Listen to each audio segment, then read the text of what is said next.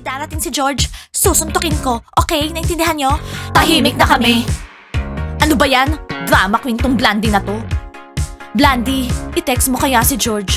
Tanungin mo kung nasan na siya para naman malaman namin kung hanggang kailan kami dito. Sa tingin mo, binigay sa akin ni George yung phone number niya? Hindi. Pero sa tingin ko, magbibigayan na kami ng number ngayong araw. Okay, so ibig sabihin, magtatagal tayo dito. Natatakot ako. Imagine niyo kung anong mangyayari kapag hindi dumating si George. Hindi siya darating, makikita mo. Girls, alam ko na weird si Timur.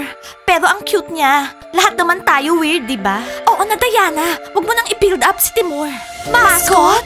Mascot, bakit ka nakaupo dito? Masama ba yung pakiramdam mo? May nang-away ba sa'yo? Oh girls, nandito pala kayo. Akala ko nasa loob kayo eh. Hindi kasi ako makapasok. Mascot, anong ibig mong sabihin? Baka sira lang yung pinto. Paano? Eh hindi naman sira yung pinto. Mascot, tumayo ka dyan. Girls, nasyak ako. Akala ko nandun kayo sa loob. Tapos ayaw nyo akong papasukin. Tapos nandito pala kayo. Anong nonsense yan? Hello? Sinong nag-lock dyan sa loob ng kwarto? Football players? Oh my God, nandiyan na yung mga bunnies. Anong gagawin natin ngayon? Ewan ko, pero tingnan mo, ang ganda ng mga napili. Oo nga, sino magluluto ng pagkain? Siguro nagtatrabaho sila doon sa trailer. Nakita ko sila doon. Tawagan natin. Hindi sila nagtatrabaho ng maayos. Dapat pagpapasok si Mike sa kitchen, merong pagkain yung plato ko. Anong sinasabi mo, Mike? Anong feeling mo sa sarili mo, hari? Hindi sila sumasagot.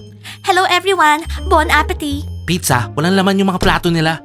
Pizza, nagpipiro ka ba? Anong bon appetit? Pumunta kami dito para mag-dinner. Magdi-dinner yung mga administrators, pero walang pagkain. Ano to? Guys, bigyan nyo sila ng pagkain kasi galit sila kapag nagugutom. Okay? Guys, galit na ako. Magluto kayo ng omelette na may vegetables. Makinig kayo. Nag-work kami sa trailer. Nagugutom kami, okay? Nandito kami para kumain ng dinner. Magdi-dinner muna kami. Pagkatapos, ipagluluto namin kayo. Tsaka hindi nyo ba kaya mag-prepare ng food nyo? Una, hindi ako in love sa kanya. Cute lang si Bravasti, okay? Huwag kang magsinungaling. Nakita ko kung paano mo siya tignan. Tapos sabi mo, oh my God, ang cute niya. Hindi mo lang siya gusto, Nat. In love ka sa kanya. Diana, wala yon. Hindi kita patatawarin. Diana, hihintayin kitang makatulog. Sige na, Nat. Ano pa yung secrets mo? Umamin ka na. Okay, Nat, don't worry. Sasabihin ko sa kanila lahat. Gusto ni Nat si Bravasti kasi ang kapal ng kilay niya. Bushy brows.